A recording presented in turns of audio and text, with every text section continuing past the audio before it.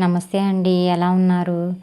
1 KG చేప అయితే తీసుకొని అక్కడే చేయించి ఇంటికి తీసుకొచ్చారు. ఇంటికి తీసుకొచ్చిన తర్వాత నేను నీట్గా క్లీన్ చేసి కొంచెం వేపుడు పులుసు పెడదాం అనుకుంటున్నాను.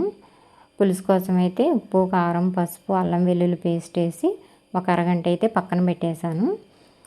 తర్వాత ఆయిల్ వేసుకొని ఆనియన్స్ అయితే బాగా వేయించుకోవాలి.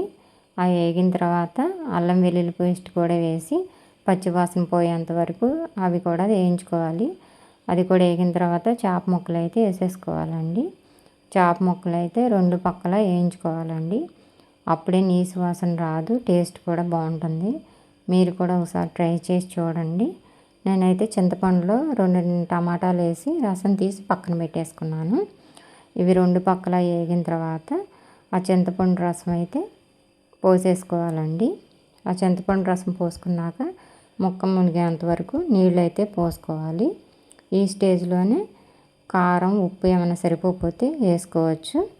ఇవి వేసేసుకున్న తర్వాత ఒక 20 నిమిషాలు అయితే వదిలేయాలండి. 20 నిమిషాల తర్వాత కాస్త గరం మసాలా కానీ ధనియాల పౌడర్ కానీ వేసుకోవచ్చు.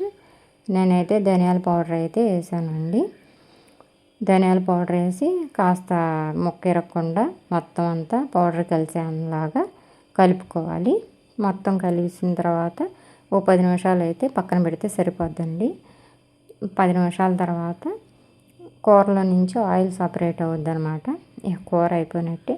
ఈ స్టేజ్లో కొత్తిమీర వేసి దించేసుకోవటమే అనమాట. పులుసు అయిపోయిన వెంటనే నేను వేపుడికి కూడా ముందలే అల్లం వెల్లుల్లి పేస్టు, గరం మసాలా, నిమ్మరసము, ఉప్పు, కారం, పసుపు వేసి 1 గంట ముందలే పక్కన పెట్టేశానండి.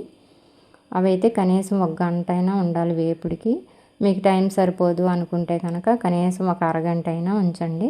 అప్పుడే టేస్ట్ బాగుంటుందన్నమాట. ఆయిల్ పోసుకొని ఈ చేప ముక్క అయితే అందులో వేసేసుకోవాలి. బాగా రెడ్గా అయ్యేంత వరకు వేయించుకోండి. అప్పుడే క్రిస్పీగా చాలా బాగుంటుందన్నమాట. వేపుడు పులుసు అయితే చాలా బాగా కుదిరినాయి. మా వాళ్ళందరికీ నచ్చిందనమాట. మీకు నచ్చితే కనుక ఎలా ఉందో నాకు కామెంట్ చేసి చెప్పండి. పులుసులో వేపుడు వేసుకొని తింటుంటే సూపర్గా ఉందండి. ఈ వీడియో కానీ మీకు నచ్చితే లైక్ చేయండి, షేర్ చేయండి, కామెంట్ చేయండి. నా ఛానల్ని సపోర్ట్ చేయండి. ప్లీజ్ సబ్స్క్రైబ్ చేసుకోండి. బాయ్ అండి.